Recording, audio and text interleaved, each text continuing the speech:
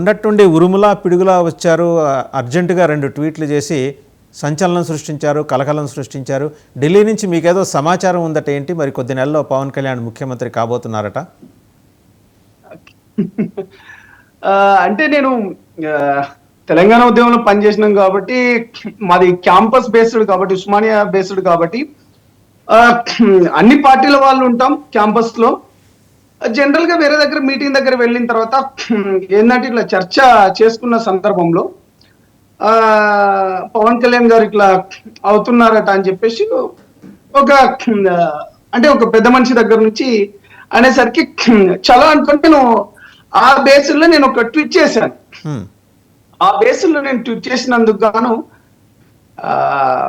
ఆ ఒక్క ట్వీట్ కింద అనేక రకాల కామెంట్స్, అంటే జుగుప్సకరమైన కామెంట్స్. అంటే మనం ఎక్కడ ఉన్నాం, అసలు ఏ సమాజంలో బతుకుతున్నాం, మనం నిజంగా ఇంకా ఒక 75 ఏళ్ళ వెనుకనే బ్రతుకుతున్నామా, ఏంటిది కుల సమాజం అంటే ఆ ట్వీట్స్ కింద నేను చదువుతూ ఉంటే నాకు చాలా బాధాకరమై అనిపించింది. అరే ఏంటిది అసలు ఇంతనా, అసలు కులం వివక్షత నేను ఎప్పుడు ఎక్కడ నేను మాక్సిమం ఎక్కడ చూడలేదు. కానీ ఎప్పుడైతే నేను ఫుల్లీ పాలిటిక్స్ అంటే అగ్రెసివ్ పాలిటిక్స్ లకి ఎప్పుడైతే వచ్చినో, అంటే ఈ రకమైన ఈ రకమైన ముఖదాడులే కాకుండా ట్విట్టర్ కింద అనేక నేను దాన్ని చూపిస్తాను.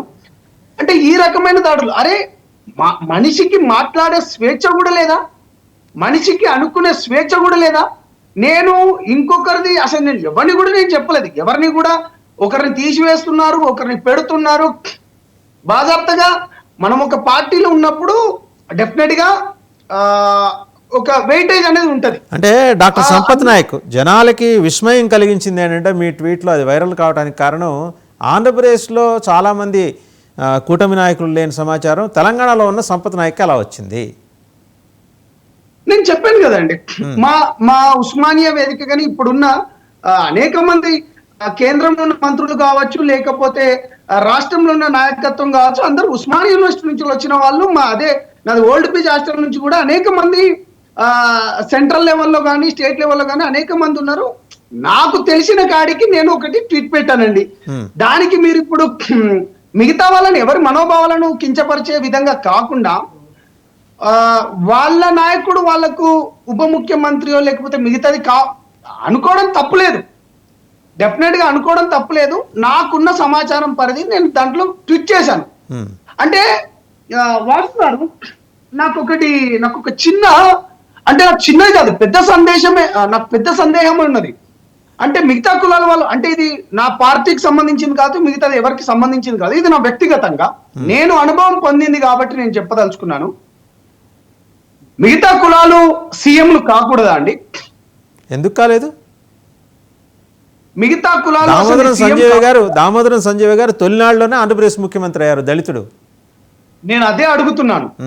అంటే మిగతా కులాలు ఇక్కడ సీఎంలు కావచ్చు. అంటే దగ్గర 1956 56లో కానీ మనకు ఏర్పడితే కేవలం ఒక్క దామోదర సంజీవ గారు తప్పిస్తే ఇంకా మిగతా ఎవరున్నారు, ఏ మంత్రులు ఉన్నారు, ఏ కమ్యూనిటీకి చెందిన వాళ్ళు?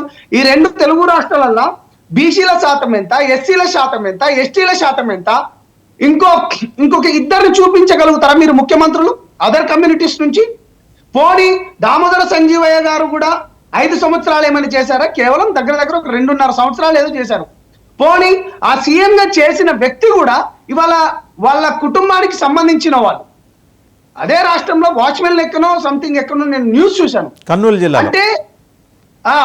అంటే ఈ రకమైన దాడుల నిజంగా కొన్ని కమ్యూనిటీస్ గురించి ఇప్పుడు నేను ఇది నాకు ఏ పార్టీకి సంబంధించింది కాదు, నా వ్యక్తిగతంగా నేను మాట్లాడదలుచుకున్నాను. నేను ఒక ఉద్యమకారునిగా, నాకు ఒక 18 సంవత్సరాల ఉద్యమ అనుభవంగా, లేకపోతే ఒక పోరాటాల ఉస్మానియా గడ్డగా నేను ఈ తరపు నుంచి నేను మాట్లాడదలుచుకున్నాను. బేసికల్ గా మనువాదానికి, బ్రాహ్మణవాదానికి వ్యతిరేకంగా పోరాడిన కొన్ని కమ్యూనిటీసు ఇవాళ అవన్నీ ఇప్పుడు కొత్త రూపాంతరం చెందుకున్నాయి. కొత్త రూపాంతరం చెందుకొని నియో బ్రాహ్మణిజం అంటే వాళ్ళ మొత్తం పులికి తెచ్చుకున్నట్టు ఉన్నది ఇవాళ. నిజంగా పాపం ఇవాళ నాకు తెలిసిన ఒక బ్రాహ్మణ మిత్రుడు ఉన్నాడు, పాపం వాళ్ళకి దగ్గర దగ్గర గుంటూరులో ఒక 300 ఎకరాల దాకా ఉండేది, వాళ్ళని కూడా తన్ని ధర్మేసిండ్రు. అంటే ఆ నాకు ఇవన్నీ మాట్లాడాలి, చెప్పాలి, చెప్తే పార్టీకి ఎక్కడైనా డ్యామేజా అంటే లేకపోతే మనం ఒక అంటే తర్జన భర్జన, మనం ఇంకా ఈ 75 ఏళ్లలో మనం ఇంకెక్కడ ఉన్నాం అనుకుంటున్నాం. మెజారిటీ ఆఫ్ ద కులాలు మనం ఇంకా ఇక్కడనే, అంటే కనీసం ఒక ట్వీట్ కూడా నోచుకోలేమా, ఇంత జుగుప్సాకరమైన. అంటే నేను ఇక మిగతా 2 పార్టీలకు సంబంధించింది ఇంకా నేను లోతుగా విశ్లేషించలేను, కానీ మనం ఒకవేళ మాట్లాడుకోవాలనుకుంటే గిట్ట ఆ రోజు గిట్ట పాపం మా నాయకుడు చెప్పుకోవాలి మనం, ఆ నాయకుడు పాపం జైల్లో ఉన్నప్పుడు నెంబర్ 2, 3 ఉన్న క్యాండిడేట్లు కూడా పోని సందర్భంలో నాకు తెలుసు పవన్ కళ్యాణ్ గారు ఆ రోజు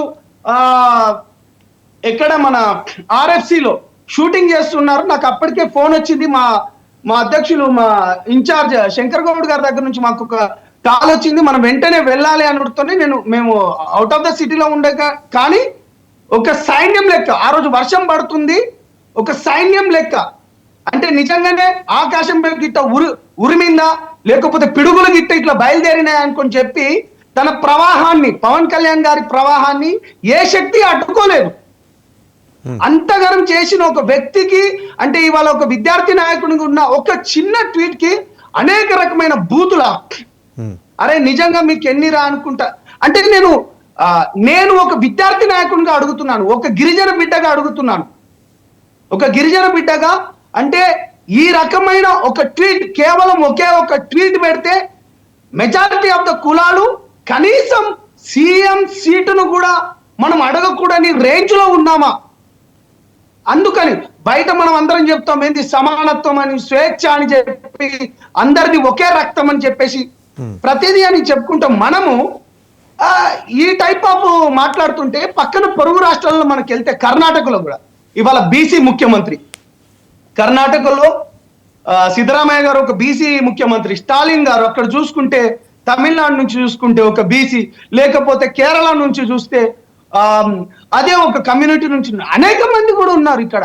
అంటే ఈ 2 తెలుగు రాష్ట్రాలలో నాకు చదువుకున్న ఒక విద్యార్థి, మా తెలంగాణలో అయితే ఎక్కడ ఈ కులాల కుంపట్లు అనేది ఎక్కడ లేపండి, మేము ఎప్పుడు చూడలేదు, మాట్లాడలేదు. అంటే మా దగ్గర కూడా మేము అది రావాలి, ఎందుకంటే రాజ్యాధికారం ఎవరికైనా రావాల్సింది, అది ఎవడబ్బా సొత్తు కాదు, అది ఎవడబ్బా సొత్తు కాదు, అది నీ దగ్గర పెట్టుకోవాలని నువ్వు పెట్టుకుంటే తొక్కి పడేస్తాం. ఇది మా తెలంగాణ రాష్ట్రంలో మాకు అది డెఫినెట్ గా చెప్తున్నాం. ఒక బంజారా కమ్యూనిటీగా నేను కూడా అడుగుతున్నాను ఇవాళ, ఎందుకంటే ఇవాళ ఆ ప్రభుత్వం అంటే నేను కూడా ఒక మాట, ఇవాళ సందర్భం వచ్చింది కాబట్టి తిరుపతి దేవస్థానంలో కూడా హతిరం బావాజీ గురించి మీకు వాసు గారు మీకు బాగా తెలిసే ఉంటుందండి. హతిరం బావాజీ తిరుమల తిరుపతి దేవస్థానంలో సాక్షాత్తు తిరుపతి దేవునితో పాచికలు ఆడి ఓడించిన అంత గొప్ప వ్యక్తి యొక్క మతానికి సంబంధించిన ఇవాళ బంజారా కమ్యూనిటీకి ఒక్క కమ్యూనిటీ కూడా లేకపోవడం కూడా ఇవాళ అంటే కులాల ప్రస్తావన వచ్చినప్పుడు కూడా నేను మాట్లాడదలుచుకున్నాను. ఇవాళ లకీసా బంజారా అని చెప్పి ఎర్రకోటను కట్టించింది, ఎర్రకోట స్థలాన్ని ఇచ్చింది లకీసా బంజారా మా కమ్యూనిటీ అండి. లేకపోతే ఇవాళ మహారాష్ట్రను ఒక వసంత నాయక్ గారు అని చెప్పేసి. అంటే నేను ఎందుకు చెప్పదలుచుకున్నా అంటే ఇవాళ ఈ పీడిత అణగారిన కులాలు, లేకపోతే అణచబడ్డ కులాలు, లేకపోతే రాజ్యాధికారం పొందలేని కులాల తరపు నుంచి ఒక నాయకుడు నిజంగానే వాళ్ళ తరపు నుంచి మాట్లాడదాం, కొట్లాడదాం అని వస్తే ఈ రకంగా దాడులా, ఇవి కరెక్టేనా అని నేను అడుగుతున్నాను. అంటే మీరు I think you are trying to connect Tirupati దుర్ఘటన అంశంలో చైర్మన్ని, ఈఓని, జేఈఓని పవన్ కళ్యాణ్ గారు క్షమాపణలు చెప్పాలని బలంగా డిమాండ్ చేసేసరికి ఈ వాయిస్ బయటకు వచ్చిందంటారా మీరు? అంటే నేను ఇంకా మిగతాది ఇంకా నేను ఎందుకంటే మేము అక్కడ ప్రభుత్వంలో ఉన్నాము, మిగతాది ఇంకెక్కువ మాట్లాడితే అంటే ఏ రకంగా నా మాటల్ని ఎటు ఆపాదించుకుంటారు అనేది కూడా మళ్ళా అంటే నేనేమంటున్నా అంటే ఆ పార్టీ వాళ్ళ కూటమి ప్రభుత్వం బ్రహ్మాండంగా పనిచేస్తున్నది. వచ్చినప్పటి నుంచి వైజాగ్ స్టీల్ ప్లాంట్ కి సంబంధించిన కావచ్చు, లేకపోతే రైల్వేకి సంబంధించిన కావచ్చు, కొన్ని లక్షల కోట్ల రూపాయలు మొన్నటికి మొన్న మన అద్భుతంగా పని చేసుకుంటూ పోతున్నది. ఈ రకంగా నేను మాట్లాడుకుంటూ పోతే అది ఏ రకంగా పోతుందో అని కానీ నేను మాట్లాడతాను బరాబర్గా. ఎందుకంటే తప్పు చేసినాం, అధికారి లెక్క మీరు ఉన్నారు, అధికారి లెక్క ఉన్నారు, ప్రజలు మీకు ఓట్లు వేసిండ్రు. ఇవాళ బాధ్యతాయుతంగా పవన్ కళ్యాణ్ గారు ఏమన్నారని డెఫినెట్ గా దానికి సంబంధించిన అధికారులు ఎవరైతే ఉన్నారో దానికి సంబంధించిన అధికారులు క్షమాపణ కనీసం ఒక 6 7 చనిపోతే కనీసం నువ్వు క్షమాపణ చెప్పలేని స్థితిలో కూడా ఉన్నావా? కనీస సౌకర్యాలు ఇవాళ తిరుపతి తిరుమల దేవస్థానం యావత్ ప్రపంచానికి సంబంధించిన భక్తులందరూ వస్తారు అక్కడికి. అలాంటి మీరు వైకుంఠ ఏకాదశికి సంబంధించిన టోకెన్లు మీరు జారీ చేసేటప్పుడు సరైన సదుపాయాలు కూడా చూసుకునే కనీస సోయి ఉండదా మీకు? కనీస సోయి ఉండదా? అంటే తిరుపతి దేవస్థానం అనేది ఒకరి సొత్తు కాదు కదా అండి. మీరు దానికి ఒక అధికారులు లెక్క ఉన్నప్పుడు మీరు చేసిన తప్పులకు గాను మీరు క్షమాపణ అడగమని చెప్పారు. దాంట్లో తప్పేముంది? ఇవాళ ట్రాన్స్పరెన్సీ అధికారి అంటే ఒక ట్రాన్స్పరెన్సీ అనేది పెట్టుకొని మనం ప్రజలకు జవాబుదారీతనంగా ఉండమని చెప్పడం ఇవాళ తప్ప అని అడుగుతున్నాను నేను. ఇవాళ ఈ రకంగా 75 ఏళ్ళ స్వతంత్ర భారతదేశంలో అండి ఎక్కడ మొన్న శ్రీకాకుళంకు సంబంధించిన అటు అడవిలలో కావచ్చు, ఆ గిరిజన ప్రాంతాలకు కోయా ప్రాంతాలకు రహదారులు వేస్తే వాళ్ళ కళ్ళల్లో ఆనందం చూడాలి. ఆ అరకుకు సంబంధించింది కావచ్చు. అంటే మొన్నటికి మొన్న ఆ రాష్ట్రంలో ఏంటిది బియ్యం కూడా అక్రమ రవాణా అవుతుందంటే కనీసం సాక్షాత్తు ఒక డిప్యూటీ సీఎంనే రానియకుండా చేస్తున్నారంటే అంటే అక్కడున్న పోలీస్ వ్యవస్థ కావచ్చు లేకపోతే మిగతా వ్యవస్థ అని పవన్ కళ్యాణ్ గారు చెప్పారు. అంటే ఏ రకమైన శక్తులు అడ్డుకుంటున్నాయి అక్కడ? అంటే ఈ ప్రజలకు సంబంధించిన సొత్తు గురించి ప్రజలకు సంబంధించిన దాని గురించి మాట్లాడితే తప్ప అని అడుగుతున్నాను మేము.